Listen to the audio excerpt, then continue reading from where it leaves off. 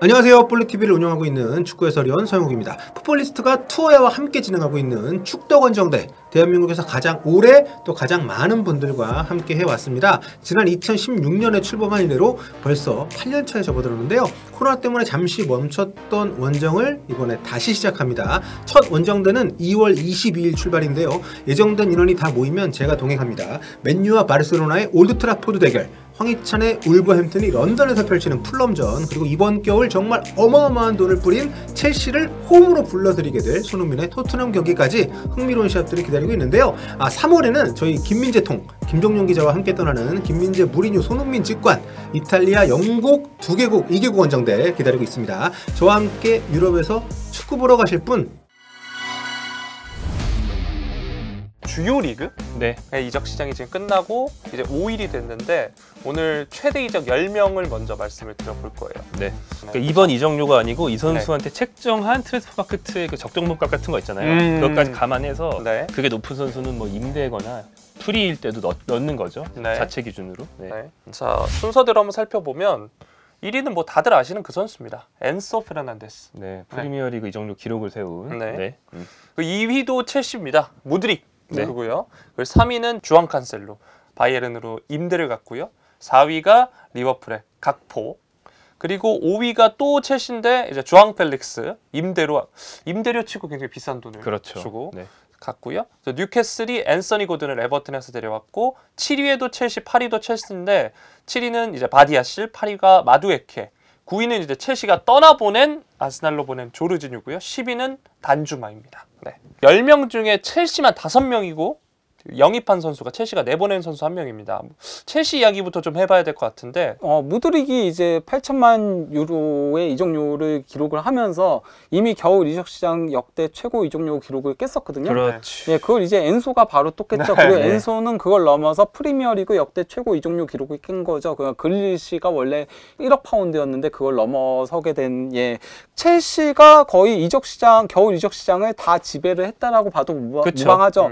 프리미어리그 전체 이적 시장의 그 넷스펜딩이라던가 아니면 전체 지출액의 절반을 첼시가 담당을 했습니다. 프리미어리그 전체로 놓고 봐도 넷스펜딩으로 따지면은 뭐 분데스리가, 세리에아, 라리가 여기 비교도 안 되고요. 왜냐면 세리에아랑 라리가는 도리어 넷스펜딩 흑자를 봤어요. 지출이 없었고 도리어 수입만 있었다라고 봐도 무방하거든요. 지출액으로만 놓고 보더라도 이 분데스리가, 세리에, 라리가 다 합쳐도 첼시의 절반도 안 되는 거예요. 그 역대 최다 이적료 지출을 겨울에 기록을 한 거고요. 그러니까 요는 저기 8명을 샀고 뭐 저 중에 귀스톤과는 바로 임대를 다시 보냈지만, 그렇죠. 귀스톤은 그렇기 때문에 그나마 다른 선수들보다는 조금 싸게 영입을 하게 된 거죠. 왜냐면 다 비싸게, 이적료는 비싸게, 연봉은 싸게로 데려온 케이스들인데, 그런 정책이다 보니까 보시면 이 정도로 이적료를 많이 썼는데 저렇게 네임밸류가 없을 수가 없거든요. 그렇죠. 다들 누구야 하실걸요? 무드리크도 이번에 이적 얘기 나오면서 처음 들으신 분들 거의 다 알 거고, 마두에케요? 귀스토요? 바디아실이요? 다 이러다가 첼시 경기 보고 처음 아는 애들이란 말이에요. 다 아는 선수.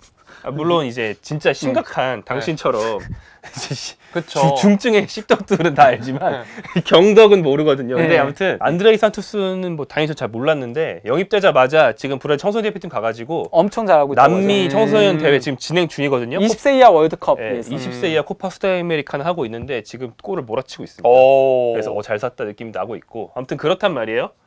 결국 근데 그래서 다음 시즌도 챔스 못 가고, 그럼 그 2030은 언제부터 발동되는가를 좀 우리가 우려를 가질 수밖에 없는 거죠. 왜냐하면 지금 성적이 별로 안 좋고, 지금 저 친구들이 4위로 올라가는데 전혀 도움이 될 것처럼 보이지 않으니까. 일단 어쨌건 간에 이적료 지출이 많죠.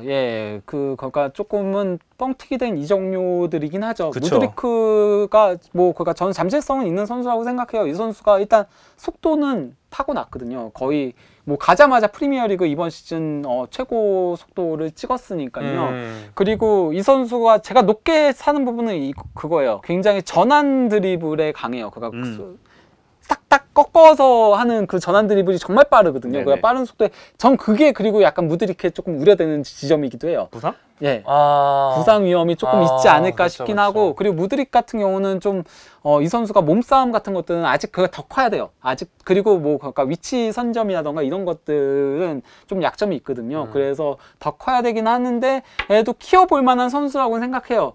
문제는 8천만 유로는 아니다. 그쵸. 절대 아니다. 그거인 거고, 바디아실은 그래도 저는 저 정도 중에서는 그래도 선방한 영입이 아닌가, 이 종류에서. 뭐 득점력감이고. 예, 그리고 나름 모나코에서 계속 좋은 모습을 보여주면서 빅클럽들이랑 계속 연결되던 선수기도 했고, 그리고 와서도 잘해주고 있고, 지금 바디아실이 선발 출전한 3경기 연속 무실점이기도 하고, 예, 그래서 바디아실은 괜찮은 영입이라고 생각을 하고 있고요. 엔소 페르난데스 전 정말 좋아요, 이 선수. 예, 제가 딱 좋아할 만한 선수거든요. 그렇죠. 영리하고 패스 잘 찔러주고 전환 늘 패스도 쓰시는 좋고. 표현이 멍청한 애 싫다. 예를 들면 뭐 바카요코가 있을까요? 저 싫어해요.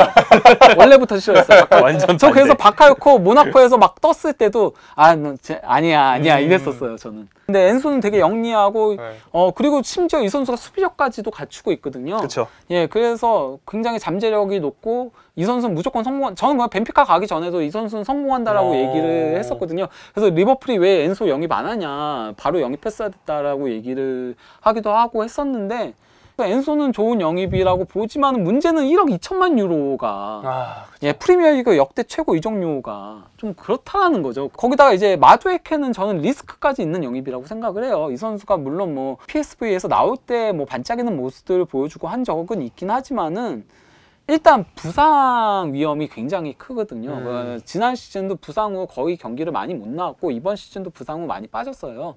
저는 그 어렸을 때 부상이 많은 선수는 이게 계속 고질이 되는 위험성이 있다라고 생각을 하거든요. 그쵸. 실제로 그래 온 케이스들이 너무 많아요. 근데 어쨌건 이 선수도 이적료를 좀 거하게 질렀잖아요. 그래서 예, 그런 것 때문에 점수를 크게 줄 수는 없다라고 할 수 있는 거죠. 뭐 영입은 일단 많이 했으니까 전력 보강의 요소는 있긴 하다. 특히 엔소 영입은 잘한 영입이긴 그쵸. 하다. 네. 전력 면만 놓고 보면, 돈 떼고 예, 전력 강화 용도만 놓고 보면은 엔소는 좋은 영입이다. 네. 그럼 어떻게 보면 이제 마지막 정리하는 질문인데, 두 기자님은 이 첼시가 반등을 할 거라고 보시나요?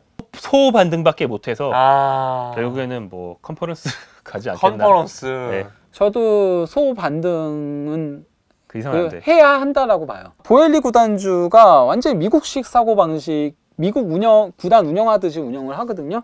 투엘 감독을 경질한 것도 결국 그게 안 맞아서요. 그러니까 협업을 굉장히 중시 여기고, 예, 그래서 계속 대화하는 걸 중시 여기고 이런데 투엘은 아예 그걸 거절한 사람이니까. 그래서 호날두 영입하면 좀 어떨까? 우리 비즈니스적으로 좋을 것 같은데 우리 비즈니스적으로 생각해보자고 딱 하니까 말도 안 되는 소리 하지 마세요.